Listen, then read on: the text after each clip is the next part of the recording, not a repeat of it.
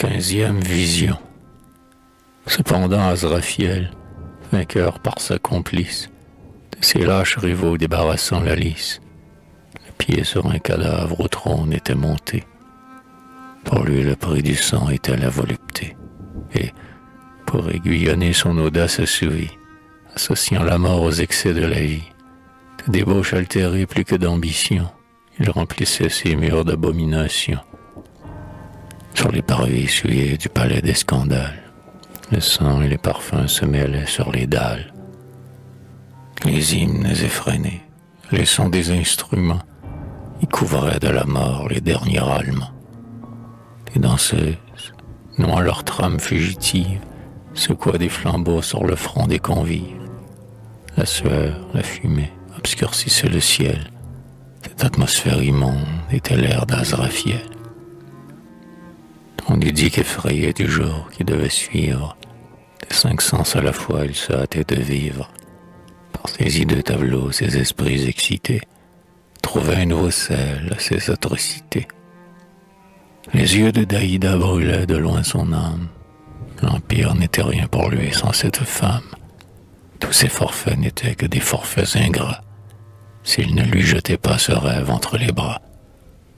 Il voulait, réservant pour lui ce prix céleste, être un époux pour elle, être un dieu pour le reste, et, lui donnant aussi sa part de royauté, faire de sa conquête une divinité.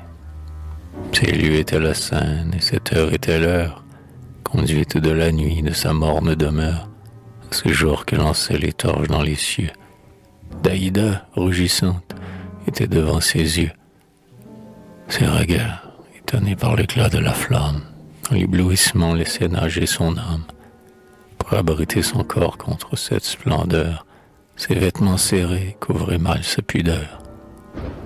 La honte de son geste et sa tête baissée semblaient l'envelopper dans sa chaste pensée. Son cœur pétrifié s'arrêtait de stupeur. Sa peau se nuançait des frissons de la peur. Ses épaules nues, se serrant aux aisselles, s'efforçaient de voiler son corps comme 2 ailes, dont les duvets ravis par le cruel ciseau se replieraient en vain sur les flancs de l'oiseau. Tantôt elle couvrait de ses doigts en étoiles les marbres de son sein transparent sous leur voile. Tantôt, pour s'abriter du jour qui l'offensait, de l'ombre d'un pilier elle se vêtissait. Parmi tant de beautés aux regards immodestes, son tremblement, sa peur, sa rougeur et ses gestes jetaient sur elle seule un voile de respect. Le regard, déhonté, rentrait à son aspect. Dans la sainte pudeur, ce vêtement de l'âme peut protéger le corps contre l'audace infâme. Un mouvement d'extase et de ravissement donnait à tous les yeux les regards d'un amant.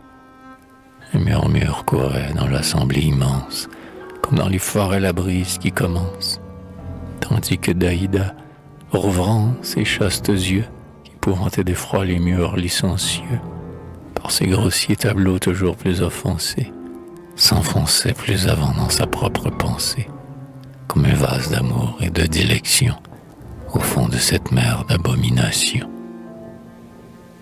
Le tyran, aux splendeurs de cette beauté chaste, dévisse à la vertu contemplant le contraste. Du regard, malgré lui, respectait ses appas. L'absence des cheveux ne la déparait pas. Comme un jeune palmier dont la main qui le taille, en élaguant la cime élève encore la taille. Plus souple et plus léger son buste s'élançait, allégé des cheveux dont le poids l'affaissait.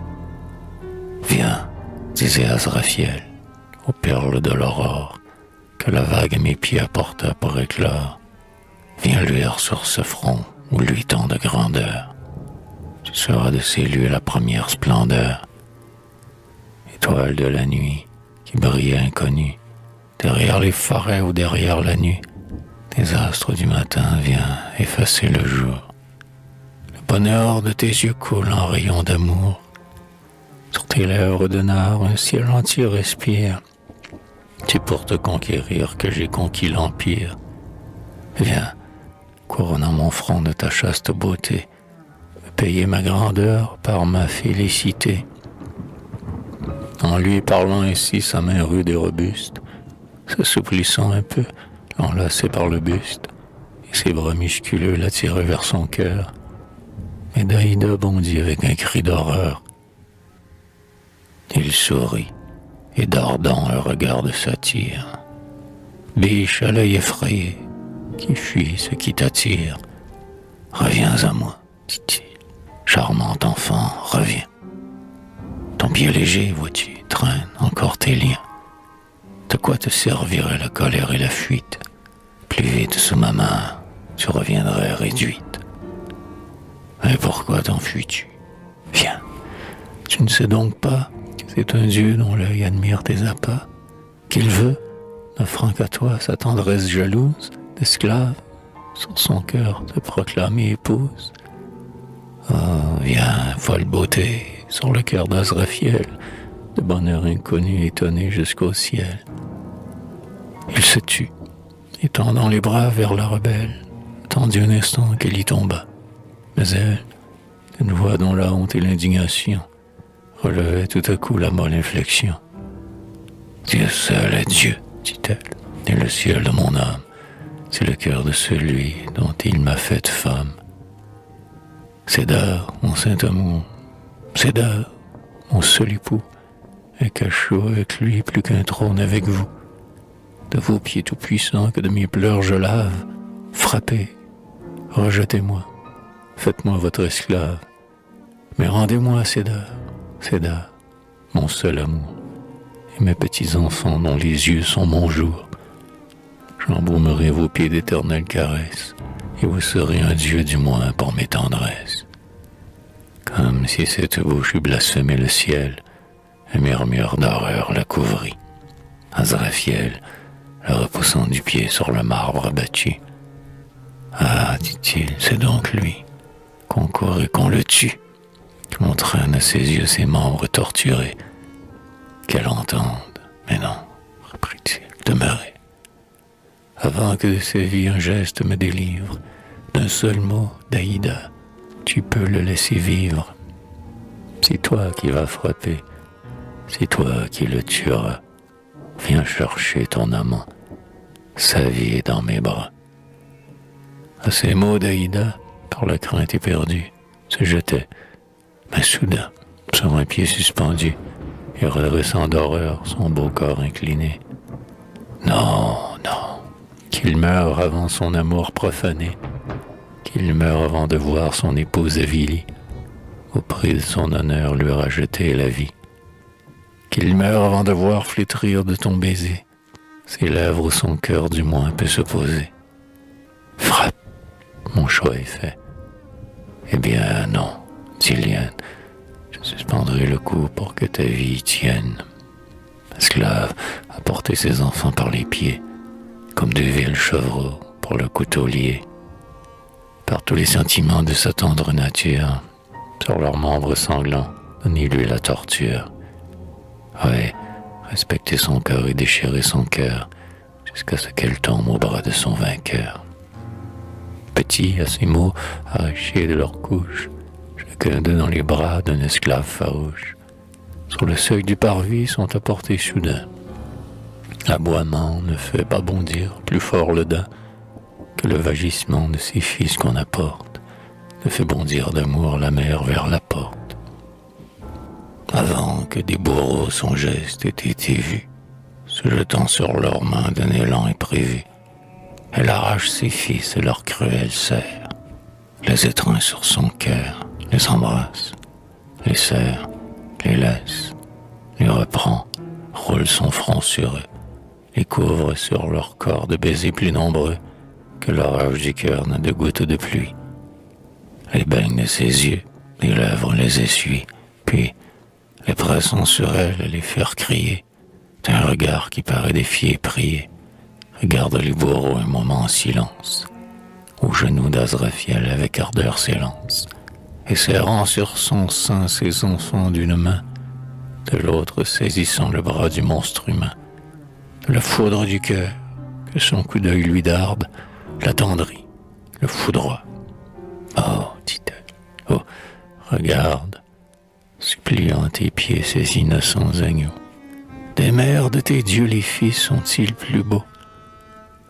Oh, touche cette chair d'ivoire, où la tigresse changerait en léchant sa morsure en caresse. Vois ces yeux où tes yeux se reflètent. Oh, vois comme ils touchent tes pieds avec leurs petits doigts.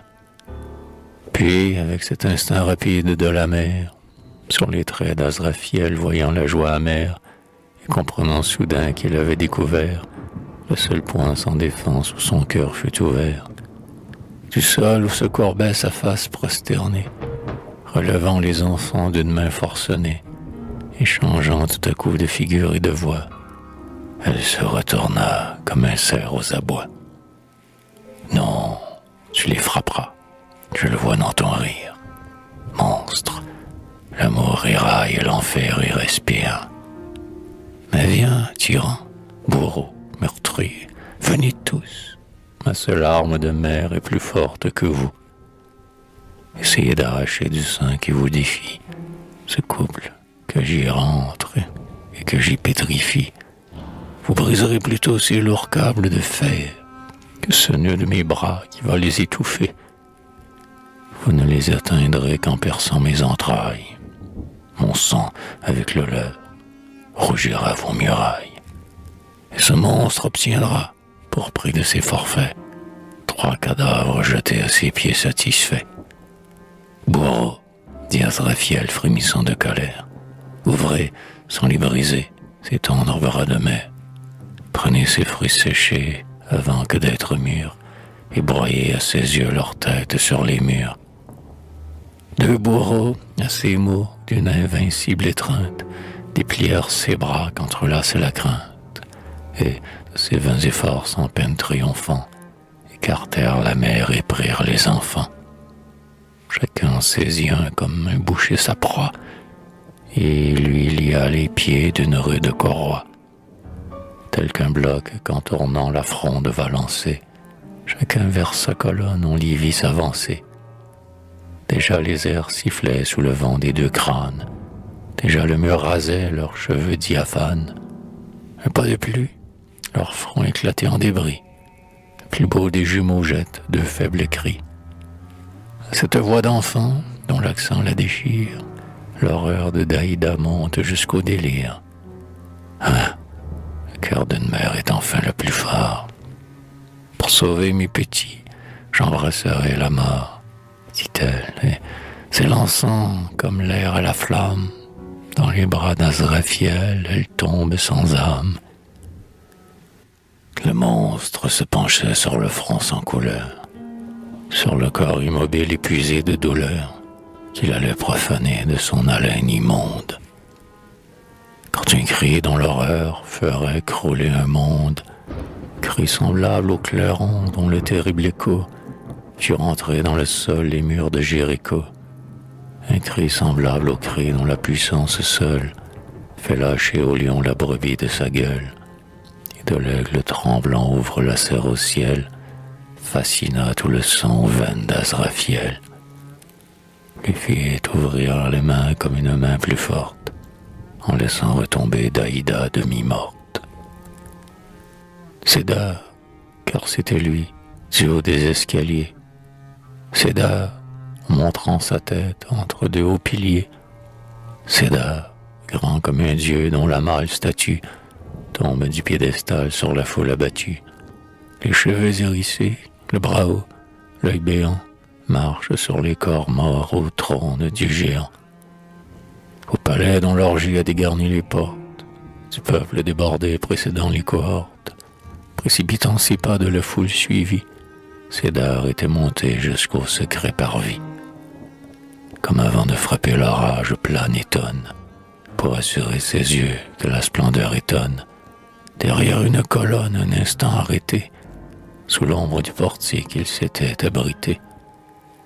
Pendant qu'il suspendait ses combattants du geste, il avait vu ses fils balancer, et le reste, Daïda, leur jetant son dernier cri d'effroi, tomber inanimé aux pieds du monstre roi. À cet excès d'horreur, dans son sein condensé, la foudre de son âme avait été lancée. De l'orteil aux cheveux la flamme avait jailli, la racine du cœur en avait tressailli. Tout ce qui sont dans l'homme aime, frémit, abhorre, donnait à tout son être un contre-coup sonore. Rage, colère, amour, mort, indignation s'étaient multipliées dans sa vibration. La voix de tout ce peuple, à sa voix confondue, des cieux qu'elle ébranlait, paraissait descendue. L'enfer n'aurait pas mis les tyrans à l'abri. La vengeance du monde était dans ce seul cri. Comme se courbe un front quand passe la tempête, les géants avaient mis les deux mains sur leur tête, et, pareil aux épis par l'ouragan plié, ondoyant sous son bras s'écartait de ses pieds.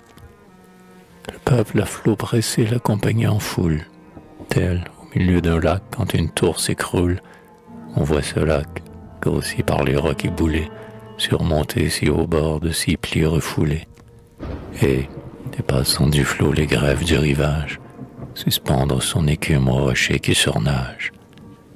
Tel, tombant au sein de ce monde avili, où de l'iniquité l'abîme était rempli, la colère d'un homme et sa seule énergie avaient d'un peuple entier troublé la léthargie, et de ces murs sacrés qu'il n'osait regarder, jusque sur ses tyrans l'avaient fait déborder. Armé de jugs brisés, de socs et de machies, il se précipitait par toutes les issues, entraînant dans son flux, noyant dans sa fureur, ces dieux qu'une heure avant adoraient sa terreur. Nul n'osait se refroidir contre ce grand déluge, tous tombaient ou mouraient, ou cherchaient un refuge. La droite de Cédar agitait leur linceul. Azraphiel, pâlissant, osa s'arrêter seul. Il ne connaissait pas la force d'un bras libre. Sur ses muscles tendus, reprenant l'équilibre, de toute sa hauteur se dressant en sursaut. De Cédar qu'il défie, l'attendait l'assaut. Daïda d'une main pressait encore sa jambe. Cédar venant à lui sur le corps qui l'enjambe, comme un bélier jaloux qui, pour abattre un tronc, incline obliquement les cornes de son front, le souffle du désert grondant dans sa narine, d'un seul coup de sa tête enfonce la poitrine. Azraphiel, à ce choc qui le fait chanceler, de ses côtes de fer sans les os vaciller, la force de son bras manque au coup qui l'assène, ses poumons écrasés font ronfler son haleine. Mais, pressant de Cédar la nuque entre ses doigts, ses deux coudes ouverts, il écrase du poids, et, comme un sanglier plonge sa dent d'ivoire, son épaule lui enfonce sa mâchoire. De l'on voit, pour ouvrir ses 5 ongles mordants, le dogue secoue le tigre avec ses dents. Cédar, sans étancher son sang pur qui ruisselle, écrase le géant sous sa robuste aisselle. Le colosse à l'instant, frappé du coup mortel, croule avec son vainqueur aux marches de l'autel. Le globe de ses yeux tourne sous sa paupière, son front sonore et pâle et froid comme la pierre. Cédar, penché sur lui, le prend par les cheveux, tend, pour le soulever, ses 2 poignets nerveux, et, contre l'autel même où son forfait s'expie, comme un vautour dans l'œuf, brise son crâne impie. Puis, cherchant du regard ses autres ennemis, il voit tout devant lui, mort, fuyant ou soumis. Le peuple fluctuant, que la peur encourage, pendant l'affreux duel, s'acharnant au carnage, avait, vengeant d'un jour tant de jours odieux, égorgé sans combat la moitié de ses dieux. L'autre moitié, fuyant le fer levé sur elle, avait, par des détours, gagné la citadelle. Tour qui montait au ciel et dont les murs de roc, dressés en précipice et ne formant qu'un bloc, défiant des béliers la poutre la plus forte, recevait l'air du ciel et n'avait qu'une porte. Pendant que leur vainqueur s'enivrait du succès, de cette tour d'airain gardant l'unique accès, les dieux, réfugiés dans cet antre de pierre, en refermant la porte, avaient roulé derrière 3 fragments de granit dont la masse et le poids auraient épouvanté 1000 hommes d'autrefois. et que de la colline leur masse soudée, 30 siècles n'ont pu déplacer en idée. Ce reste de tyrans couverts par ses remparts, du fait des créneaux plonge en bas ses regards. Le peuple, dans la rage de leur espèce s'allume, contre les murs se brise en impuissante écume. Sa fureur, qui ne peut si haut les assaillir, sur les corps mutilés des morts vient rejaillir. L'incendie au palais s'attache en longue lame, le vent souffle engouffré dans des courants de flammes. Sous les vagues de feu, le ciel semble ondoyer, tout roulé s'engloutit dans ce large foyer. Il calcine la pierre, il effeuille le marbre, la colonne s'allume ainsi que le tronc d'arbre, et, comme des rameaux sur les herbes fumant, samedi au désert ses grands entablements. On dirait qu'un volcan allumé de lui-même dévore avec le sol ses temples du blasphème. Ces foyers vengeurs, les feux semblaient vivants, les siècles en un jour rendent leurs cendres au vent. L'œuvre d'impiété des âges consumés, éteinte en un clin d'œil, se balaye en fumée. L'ange de la justice et de la liberté, sur ses ailes de feu par les flammes portées, tel qu'un pasteur qui brûle une ruche d'abeilles, avec l'iniquité consume ses merveilles. Aux sinistres éclairs des bûchers dévorants, au bouillon de la lave, aux clameurs du mourant, on voit courir le peuple, ivre d'horrible joie, repousser dans la flamme ou disputer sa proie, battre des mains au feu, encourager les vents, jeter sur les charbons des esclaves vivants, assouvir de ses sens les vengeances brutales, du crime et de la mort mener les Saturnales, et, d'agneaux égorgés devenus égorgeurs, surpasser les forfaits dont ils sont les vengeurs. Cédar, encore souillé de sang et de fumée, relevant d'Aïda par sa voix ranimée, emportait loin du feu, sur ses bras triomphants, pressé contre son cœur, sa femme et ses enfants. Ne pouvant s'arracher à leur tremblante étreinte, il s'assit à l'écart au pied d'un térébinthe, dont, sur un grand bassin, les immenses rameaux, par leurs feuilles courbées, se baignaient dans les eaux. Tel qu'un buffle altéré lave ses crins immondes, il se plonge 3 fois tout fumant dans les ondes, et 3 fois, élevant sa tête sur les flots, de son sang encore tiède, il lave les cailloux. La bave d'Azraphiel sortit de sa morsure, d'Aïda de ses pleurs arrosa la blessure, et de Cédar enfin restaurant la vigueur, avec ses 2 enfants se jeta sur son cœur. Oh, de crainte et d'amour, quel rapide échange, de mots inachevés qu'entendent seuls les anges, d'éclairs d'une âme à l'autre éclatant tour à tour, illuminant d'un mot les doutes de l'amour. En ce rapide instant absorbèrent leurs âmes, pendant que l'incendie en s'élongeait de flammes, leur jetait par moments ses sinistres reflets, et que le sol tremblait aux chutes des palais. Amants, pères, vainqueurs, enfants, épouses, mères, leur joie accumulée était leur atmosphère. Le ciel leur écroulé sur le monde englouti, que le bruit dans leur cœur n'en eût pas retenti. Cependant ce vil peuple, achevant son ouvrage, jusqu'après le triomphe étendait le carnage. Cédar en eut pitié, la tête dans sa main, il pleura sur lui-même et sur le genre humain. Oh race, pensait-il, faite pour qu'on l'opprime, vengeras-tu toujours le crime par le crime? Il regardait fumer ces sinistres débris. Un géant que la foule assiégeait à grands cris vint tomber aux genoux du vainqueur de sa race. Où la force éclatait, il espérait la grâce. « Sauve-moi » cria-t-il, « de ce peuple assassin. » Cédar lui fit contre eux un rempart de son sein. Du géant sans défense, il protégea la vie.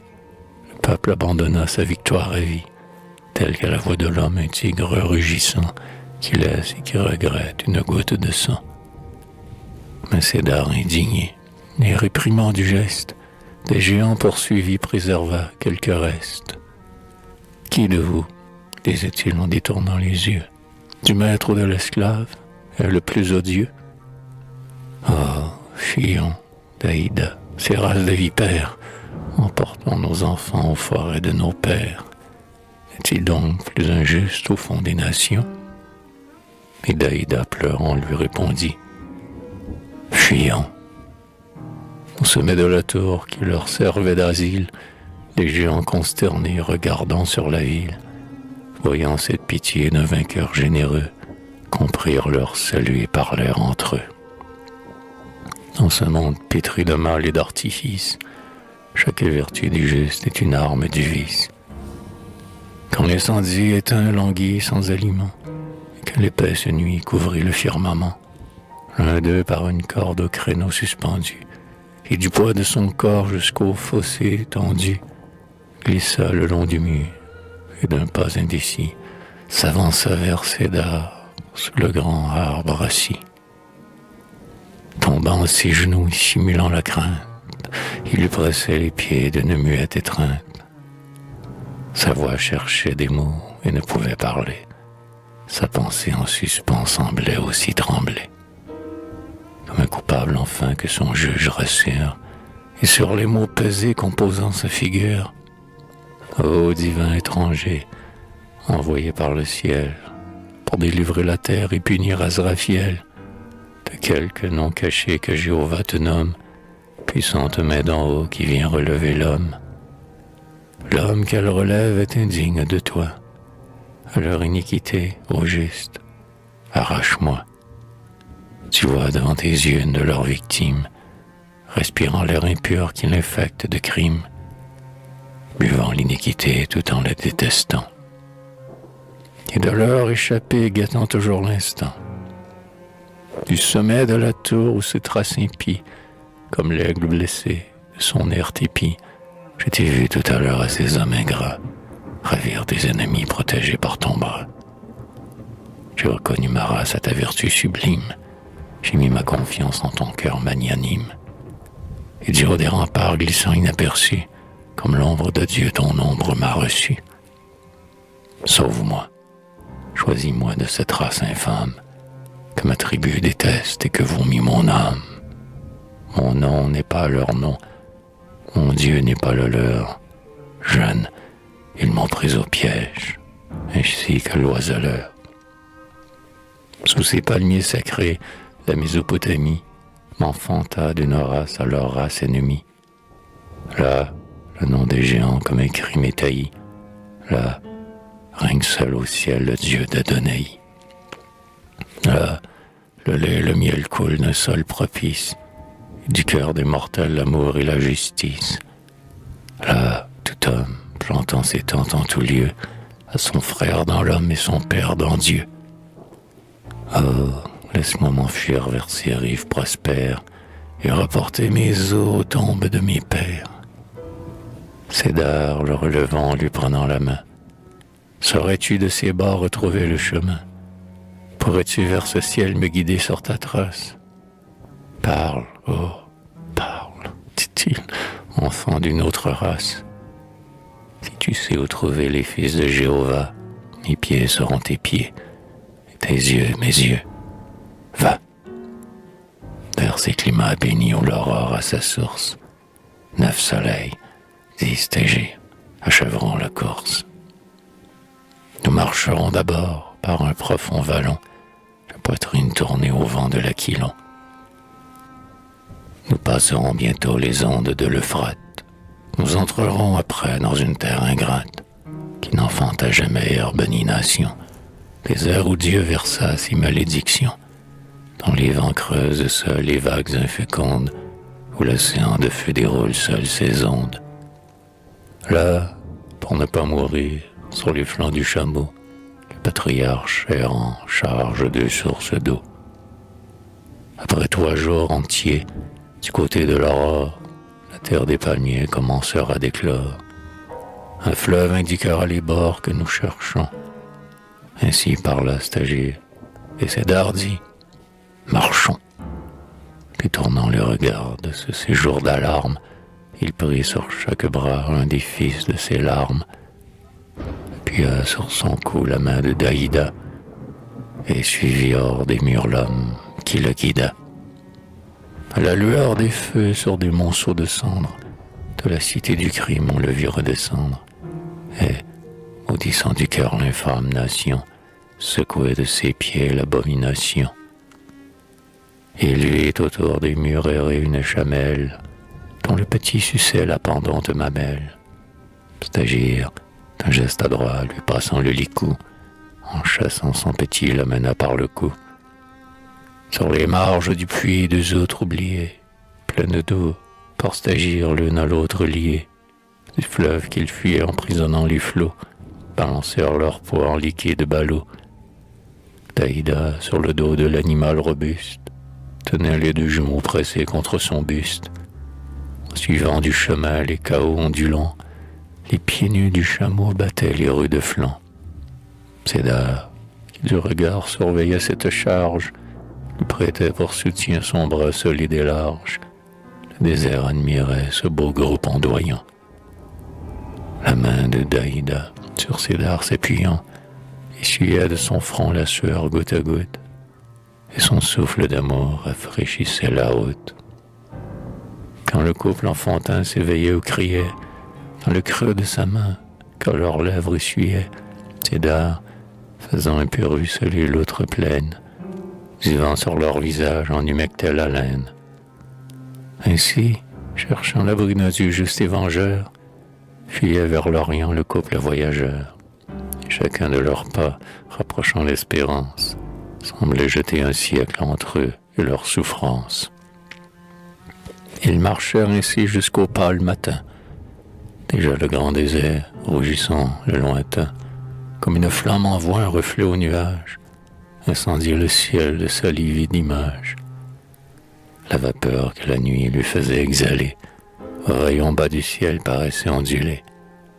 Les sillons sablonneux fumaient comme une braise que la pelle remue au bord de la fournaise. Tout l'horizon flottait dans la confusion.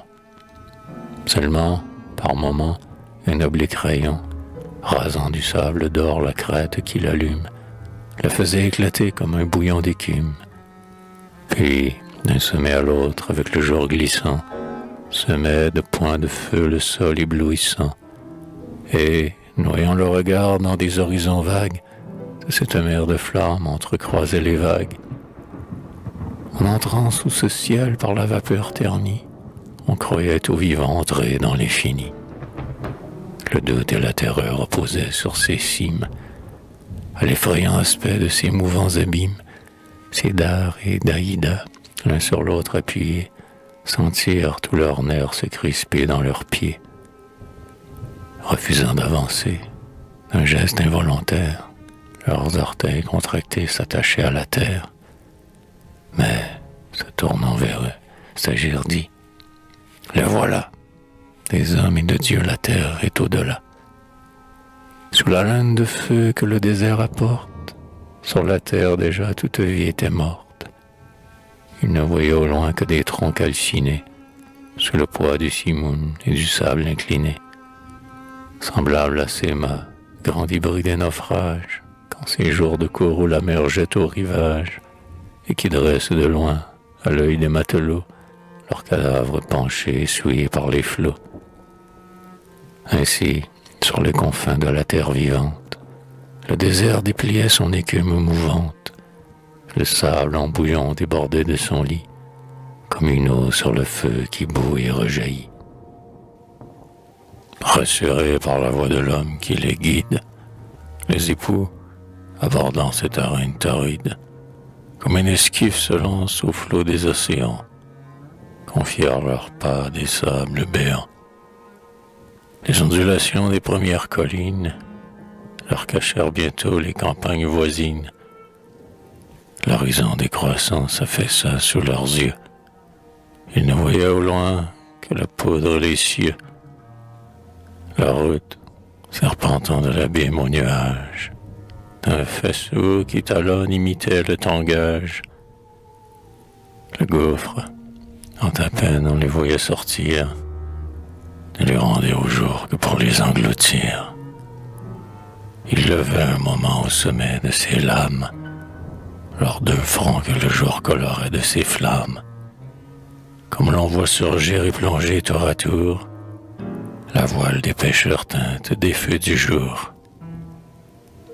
Le vent qui fraîchissait, soufflant leur figure, balotait de ses dards la noire chevelure, et la faisait fouetter et claquer sur son dos, avec un bruit pareil au claquement des flots. Puis que leur regard avait perdu la terre, de leur impression symptôme involontaire, ils marchaient en silence et n'osaient échanger une pensée entre eux, trop plein de leur danger. Soit que la majesté de ce roulant abîme imprima à leurs lèvres une terreur intime, soit que de leur péril le secret sentiment accumula sa force en ce grave moment. Comme une caravane au défilé entrée, à aucun son ne troublait leur marche mesurée. Le pied sourd du chameau ne retentissait pas, le sable absorbait tout, jusqu'au bruit de leurs pas. Seulement, par instant, sous leur corps qui chancelle, il leur semblait entendre un bruit d'eau qui ruisselle. Leur oreille, trompée, avec ravissement, écoutait gazouiller ce doux ruissellement. Au murmure de l'eau, leurs yeux cherchaient la source. Pour y tremper leur âme, ils suspendaient leur course. Mais cette illusion bientôt se refoulait. Ce n'était sous leurs pieds qu'un gravier qui coulait, comme si du désert cette arène tarie et à l'aridité mêlée la raillerie. Reflétés par la terre, les rayons du soleil fondaient leur tête nue et leur brûlaient l'orteil.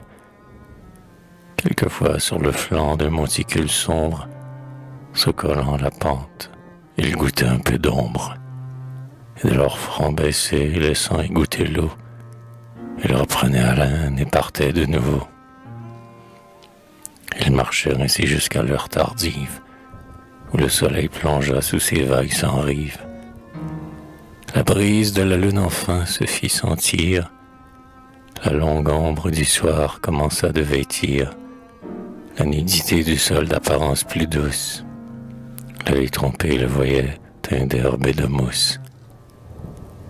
Le désert, qui enflait quelques rocs souterrains, affectait la rudesse et les plis du terrain.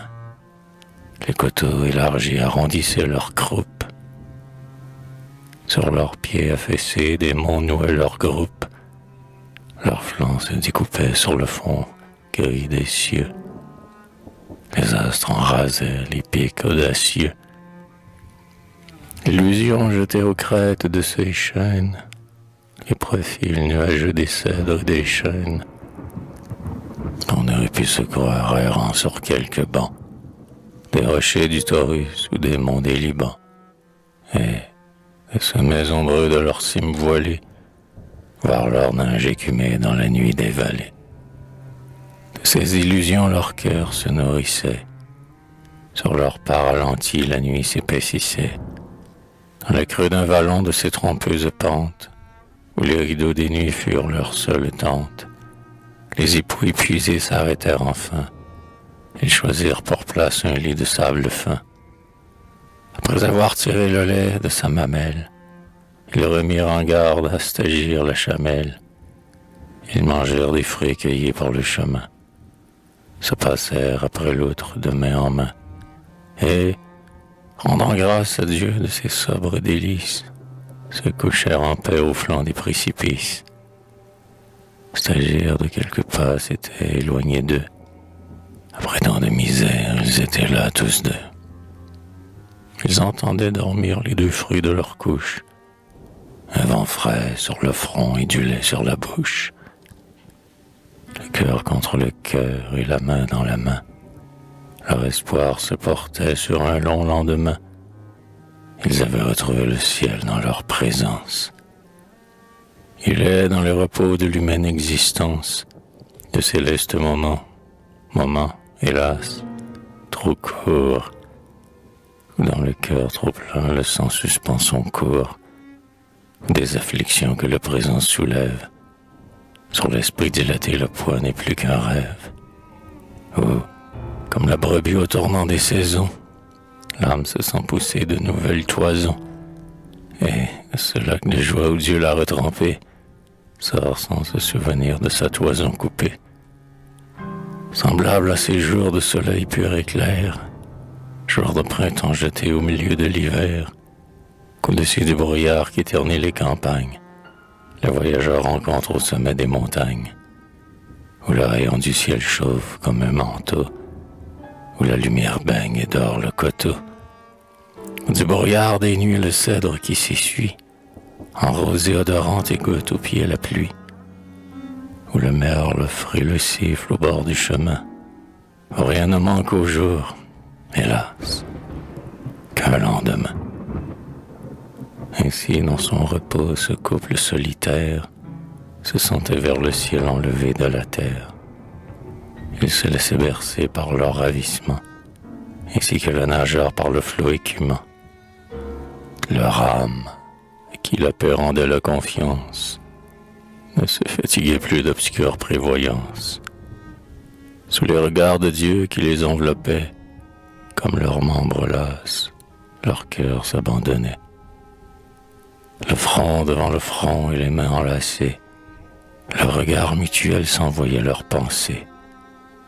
Des étoiles du ciel, les rayons amoureux, enviaient les coups d'œil qu'ils échangeaient entre eux.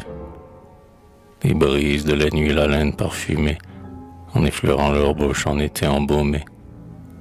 Leur âme s'exhalait dans un ardent soupir, leur touche sans entretien ne pouvait s'assoupir. Pour s'enivrer du son de la voix retrouvée, ils faisaient 1000 fois gazouiller leur couvée. Pour saisir l'épaule ou le cou de l'amant, Daïda dépliait son bras déjà dormant. Cédar, pour écouter le souffle de sa bouche, s'appuyait sur le coude au sable de sa couche.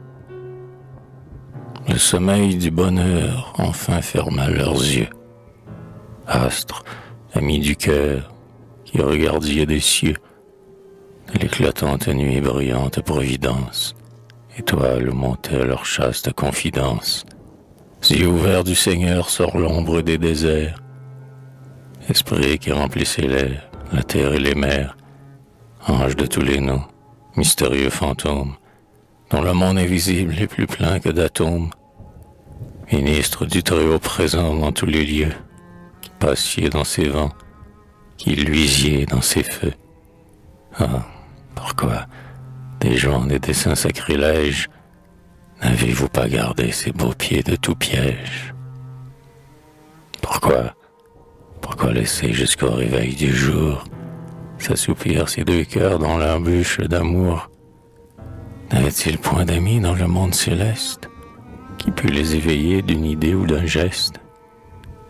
Pour l'incompréhensible et sainte volonté, la ruine de l'homme est telle volupté. Mais silence, envers Dieu la plainte est une offense. Ses anges ne sont saints que par l'obéissance. Quand la barre de feu fendit le firmament, ils furent éveillés par le gazouillement des enfants assoupis, dont la main étendue cherchait la coupe humaine à leurs lèvres rendues, mais que l'anxiété d'un sevrage cruel avait vidé, hélas, sur le sein maternel. À ses doux cris, Cédar de son repos se lève, il promène d'en haut ses regards sur la grève. 3 fois d'une voix forte il appelle Stagir. Chaque pli du sable il croit le voir surgir, mais sa voix, du désert seulement entendue, expire sans réponse et meurt dans l'étendue. Son esprit est frappé d'une horrible lueur, sa tête, sous l'effroi se couvrant de sueur, se tourne sous l'assaut de confuses idées.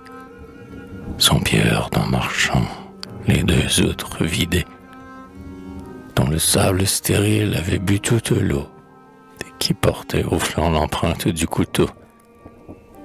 C'était moi parlant de tant de perfidie, comme d'un coup mortel son âme est engourdie. Aux yeux de Daïda, pétrifié d'horreur, ses yeux en se portant redoublent sa terreur. Plus leur regard troublé dans le désert s'enfonce, Puis à l'heure de t'affreux la mort et la réponse. En ce regard muet, dialogue sans mots, d'une longue agonie, ils ont bu tous les flots. Du poids du désespoir, leur cou brisé se ploie. Pour mourir sur la place, en silence, ils s'assoient. L'aspect de leurs enfants les secoue et les morts. Ils s'éveillent rien à l'aube de leur mort. À leur vue, un sursaut sédar encore se lève, les yeux sur la poussière, interrogeant la grève. Ils cherchent à retrouver dans le sable mouvant la route des stagiaires. Mais les ailes du vent, qui se lèvent au matin sur ces vagues arides, de l'océan de poudre ont nivelé les rides, et du guide infidèle enseveli les pas. Le pied du passereau ne s'y connaîtrait pas. Il revient épuisé de sa course inutile. Daïda, se penchant sur la reine stérile, à la place où de l'eau le sol était imbu, cherchait à retrouver l'onde qu'il avait bu, mordait le sable sec d'une lèvre farouche. Approchaient les enfants, leur y collait la bouche, espérant que le sol, de leur soif attendrie, ne refuserait pas de leur rendre leur cri. Mais, bondissant sous elle ainsi qu'une panthère, comme pour se venger, frappait du poing la terre. Cédar, les bras levés, un moment regarda, puis à ce vain délire arrachant Daïda, remettant au ciel un cœur transi de doute, pour qu'un guide invisible illuminât leur route, il prit un des enfants sur chacun de ses bras, et marcha sans savoir où le menaient ses pas. Daïda, regardant l'horizon et sa brume, le désert qui poudroie ou le brouillard qui fume, montrant avec un cri son espoir de la main, la faisait revenir 100 fois sur son chemin. Voyant dans les vapeurs, sous son regard de mer, surgir à l'horizon chimère sur chimère, à tous ces buts changés, leur force succombait, d'un poids plus lourd sur eux le doute retombait. Sans cesse un repentir amené en arrière, leurs pieds, dont les erreurs centuplaient la carrière. Puis, saisis tout à coup d'un nouveau repentir, on les voyait s'asseoir, se lever, repartir. Le soleil, cependant, suspendu dans sa voûte, marquait de leur sueur les haltes de leur route. De leurs membres trempés, leur vigueur ruisselait. Daïda se frappait les seins avicis de lait. Au lieu du blanc nectar dont son malheur les sèvres, arrachant ses dards ses enfants, sur leurs lèvres, elle faisait couler, pour les désaltérer, ses larmes, lait du cœur que les yeux font filtrer.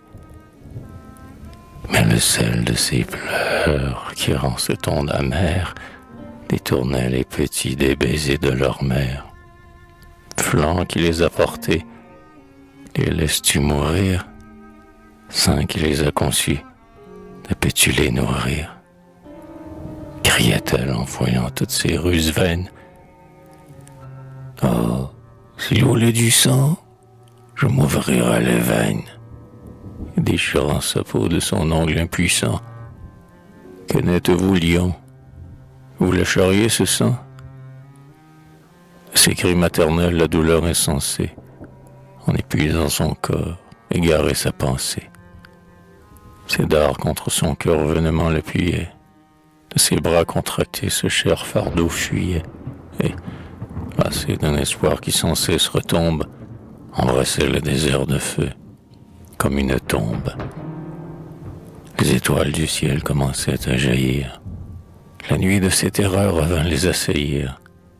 D'une étreinte mortelle, assis, ils s'embrassèrent, comme deux naufragés, et muets s'affaissèrent. Et elle n'osait de sa voix faire entendre le son. Leur cœur ne se parlait que par leur seul frisson. En proférant le mot qu'il eût fallu répondre, ils craignaient de sentir tout leur courage fondre. Dans un sommeil trompeur leur faim s'assoupissant, les cris des deux jumeaux allaient s'affaiblissant. Serrant ses petits corps entre leurs deux poitrines, à peine entendaient-ils le vent de leurs narines. Comme la poule encore couvre mort son poussin, la mère réchauffait ses deux corps dans son sein. Ah, dans cette longue et suprême insomnie, combien le sable but de gouttes d'agonie. La brise du matin les rafraîchit un peu. Le soleil nu monta comme un charbon de feu. L'aube, qui se jouait splendide sur leur tête, teignit le firmament d'une couleur de fête. Cette gaieté semblait une insulte des cieux. Pour y chercher secours, ils levèrent les yeux. Une cigogne, seule, allait le diapré, sans doute, hélas, aussi de sa route égarée, comme une longue flèche à la fin de son vol, fendait l'air résonnant quelques pieds du sol, dans ses deux pattes d'or emportant avec elle un de ses chers petits à l'ombre sous son aile. L'oiseau, comme étonné de l'aspect des humains, s'approcha d'eux. Cédar éleva les deux mains, comme pour arrêter cet ami dans sa course, et conjurer l'oiseau de lui montrer la source. Le fort vent de son vol effleura ses cheveux, mais l'oiseau s'éloigna sans entendre ses vœux. Ils suivirent longtemps, de colline en colline, son vol bas, jusqu'au bord l'horizon décline, et marchèrent plus seuls quand l'oiseau disparut. Le matin de ce jour, un des jumeaux mourut, l'autre mourut le soir, faux sourire de joie, qui finit en sanglots et qu'une larme noie. Cédar n'entendit pas mourir leur souffle sourd, seulement il sentit leur corps froid et plus lourd. Leur tête, qui pendait aux bras qui les supportent, battirent sur son corps comme une chose morte. Son œil pétrifié sans pleurs les regarda, et de son seul bras libre enlaçant d'Aïda, il s'enfuit emportant ses fils morts et sa femme, comme un spectre emportant les trois parts de son âme, ou comme la victime échappée au boucher, qui traîne dans son sang les lambeaux de sa chair. Il courut au hasard jusqu'au bout de sa laisse, tant que ses nerfs tendus trompèrent sa faiblesse. Ses pas pressés, ce poids, ce fougueux mouvement, de ses mots à son âme ôtaient le sentiment. Quand son pied s'arrêta, ses forces succombèrent. Sur lui, de tout leur poids, ses fardeaux retombèrent. Daïda, de son sein, sur le sable glissa. Ses enfants sur son cœur, lui-même il s'affaissa. Précurseur de la mort, dont il était l'image, le sommeil sur ses yeux répandit son mirage. Et, de songe trompeur abusant sa raison, de ruisseaux et de lacs inonda l'horizon. Quand il se réveilla de cette léthargie, le matin cessant rendait quelque énergie. La nature lutta, plus forte que la mort. Son œil crut du désert apercevoir le bord. « Oh, lève-toi, dit-il, si ton cœur bat encore. Je vois des hauts palmiers tout noyés dans l'aurore. Les anges du Seigneur ont eu pitié de toi. » « me lever, dit la mère, et pourquoi? Tu voudrais, du désert m'infligeant le supplice, faire mourir de soif mes enfants sur sa lisse? Oh non, mes bras le ciel les a rendus, parce qu'à jamais ils y sont défendus. Vois comme ils sont heureux au bord garni de mousse, où leurs petites mains puisent des eaux si douces, comme du nénuphar l'ombre les rafraîchit. Comme du citronnier le rameau qui fléchit, roule à leurs pieds joueurs ces savoureuses pommes. Que de fleurs, que de miel, que de sucre et de gomme, distillent l'écorce où pleuvent des rameaux, où de la ruche pleine échappe en ruisseau. Qu'il fait bon ces lieux, qu'un seul aspect offense, que menace un seul mal, bourreau, c'est ta présence. Mais, regardant Cédar avec ce long regard, où l'œil de l'insensé semble rougir un dard, Daïda recula sa tête renversée, et d'un geste à l'époux traduisait sa pensée. Pressant contre son cœur, hélas, ses enfants morts, elle les dérobait dans les plis de son corps. En vain, des plus doux noms conjurant ce délire, Cédar cherchait ses yeux, leur parlait du sourire. Ses plus tendres regards n'inspiraient que terreur, Elle n'avait pour lui qu'un geste et cri d'horreur. Ah, ce fut là le fond de son amer calice. Dans la dernière goutte, il but tout son supplice. Dans ce sort à son sort par le trépalier, son cœur fort jusque-là s'était multiplié. Mourir, ouais, mais mourir aimé de ce qu'on aime, attendrirait du moins l'embrassement suprême. S'en aller réunis vers un plus doux séjour, cette agonie encore eût été de l'amour. Un être plus connu de cet œil fixe et sombre, du seul point lumineux qui resta dans son ombre, de pouvoir appeler du regard, de la voix, ce rayon dont l'amour l'inondait autrefois. Frapper de sa parole une oreille de pierre, ne trouver qu'un abîme au fond de sa paupière. Que dis-je? Être soudain devenu sous ses yeux l'objet le plus étrange et le plus odieux. La voir tendre les mains pour que Dieu la délivre. Ah, c'est mourir 100 fois par ce qui faisait vivre. C'est voir le passé même échapper. C'est sentir le cœur où s'appuyait le cœur s'anéantir. À l'horrible lueur de ce tourment suprême, c'est d'art douter de lui, d'elle, de Dieu lui-même. Comme un homme qui, sans finir tout sentiment, son âme eut du néant l'évanouissement. Il roula dans ce gouffre, écrasé sur les pointes, le cou plié, les pieds en avant, les mains jointes. Immobile, il resta contemplant Daïda, et la mer de douleur flot à flot l'inonda. Quand il revint à lui pour marcher vers l'aurore, il voulut dans ses bras la soulever encore. Mais Daïda, nouant ses doigts comme attachés aux maigres filaments d'arbustes desséchés, et cramponné au sol d'une étreinte farouche, de poussière et de sang se remplissait la bouche. Et, couvrant contre lui ses enfants de son sein, dans son époux, hélas, voyait leur assassin. Il ne put l'arracher, trop faible, de la terre, où sa fureur cherchait une mort volontaire. Il alla quêter seul au loin la goutte d'eau, et, marchant plus léger, sans son triple fardeau, il espéra trouver la source poursuivie, et, devançant la mort, lui rapporter la vie. Il partit vers la plage où l'espoir avait lui. Le sable du désert disparaissait sous lui, ainsi qu'un fossoyeur qui mesure une tombe et marque en enjambant la place où son pied tombe.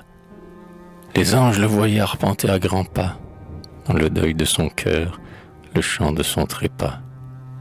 Son ombre le suivait comme une aile cassée, que traîne sur le sol la cigogne blessée. Les pentes du désert par degrés s'abaissaient, sous le sable déjà les pierres le blessaient. Les têtes des palmiers d'une terre féconde sortaient de l'horizon comme les mâts de l'onde. Sous le voile ondoyant de ses bords de roseaux, le fleuve tout à coup lui déroula ses eaux. Cet aspect lui rendit l'espérance et la force. Un palmier séculaire, il déchira l'écorce. Sa main en large coupe en déplia les bords. Il descendit au fleuve, il y plongea son corps. Écumante au niveau de sa lèvre altérée, flottait la brise humide et la vague azurée. Il détourna de l'eau sa bouche et son regard, avant que son amour en eût goûté sa part. Il en remplit l'écorce, et, reprenant sa route, tout tremblant que sa main n'en perdît une goutte, il courut le corps droit, les deux mains en avant, trouva tous ses pas sur le terrain mouvant, et de tout son amour, voyant de loin le groupe, sur la tête en criant, il éleva la coupe. Hélas, à cette voix nul ne répondit. Vers le bras qu'il tendait, nul bras ne s'étendit. Daïda sommeillait sur sa dernière couche. L'air ne frémissait plus du souffle de sa bouche. Le lézard s'approchait, la mouche et la fourmi parcouraient librement son visage endormi. Sur sa lèvre entr'ouverte, on pouvait encore lire le sourire insensé de son dernier délire. Les jumeaux en travers sur elle étaient couchés, leur visage au sein était encore penché. On eût dit, À la fin d'une longue journée, au cri de ses enfants la main retournée, en leur donnant le lait sur prise de sommeil, et dormant avec eux seuls et nus au soleil. À l'immobilité de ce funèbre groupe, il reconnut la mort, et, renversant la coupe, il regarda couler sa vie avec cette eau, comme un désespéré son sang sous le couteau. Puis, se roulant aux pieds des êtres qu'il adore, et frappant de ses poings sa poitrine sonore, pour courir autour d'eux bientôt se relevant, tel qu'un taureau qui fait de la poussière au vent, il ramassait du sable en sa main indignée, et contre un ciel d'airain le lançant empoigné, comme l'insulte au front que l'on veut offenser, il eût voulu tenir son cœur par le lancer. « Ô terre !» criait-il, « ô marâtre de l'homme, sois maudite à jamais dans le nom qui te nomme. En tout brin de ton sable, et tout brin de gazon, d'où la vie et l'esprit sortent comme un poison. Dans la sève de mort qui sous ta peau circule, dans l'onde qui t'abreuve et le feu qui te brûle, dans l'air empoisonné que tu fais respirer, à l'être, ton jouet, qui naît pour expirer.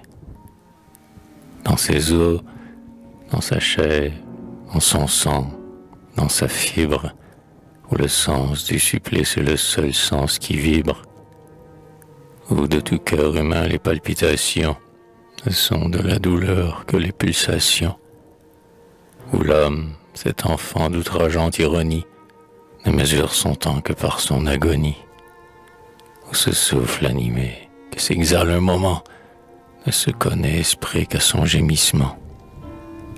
Tout être que de toi l'inconnu fait éclore, j'ai mis en t'arrivant, en s'en allant à bord.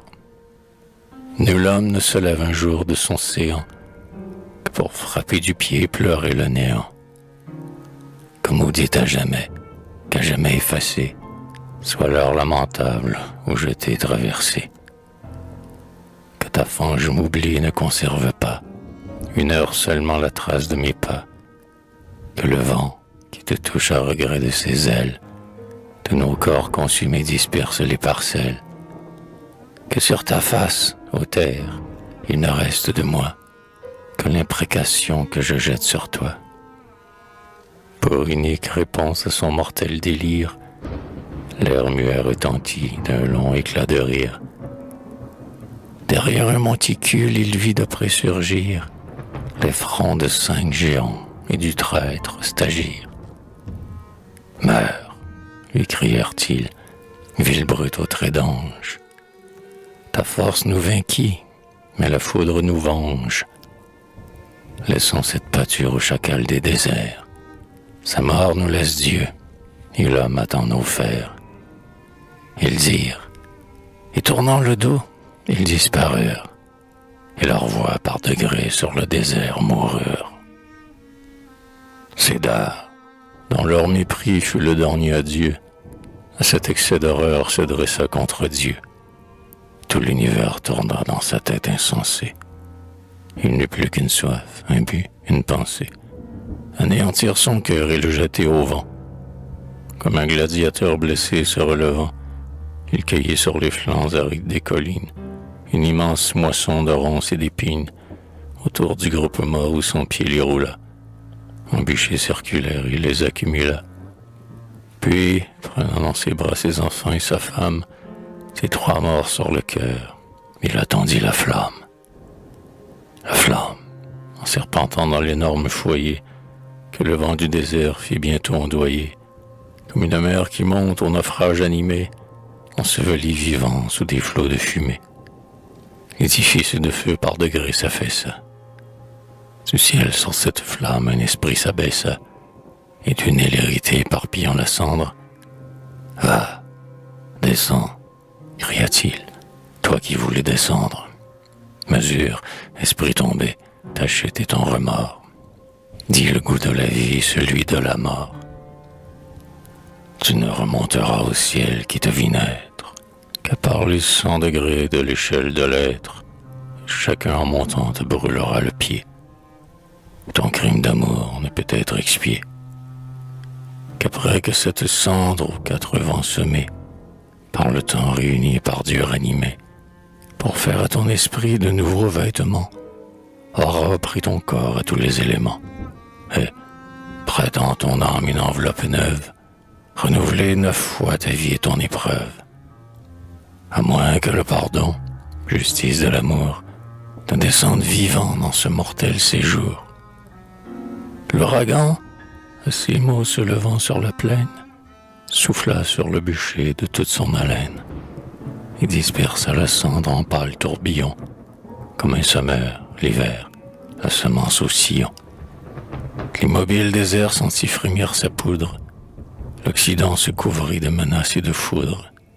Des nuages pesants, pleins de tonnerre et d'eau, posèrent sur les monts comme un sombre fardeau. L'homme, le front levé vers la céleste voûte, du déluge sentit une première goutte.